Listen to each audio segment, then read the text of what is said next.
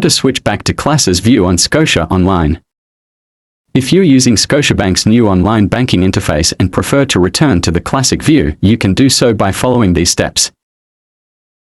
First step you need to do is to log in, then go ahead and access your Scotiabank online banking account through your web browser. Then after that, just go ahead and open Profile menu in the new interface, locate and click on the profile icon situated at the top of the page. And then select Classic View, so from the drop-down menu, choose the option labeled Go Back to Classic View, and that's how you do it. Please note that this option is available only in the desktop version of Scotiabank's online banking. The mobile view does not support switching to the classic interface.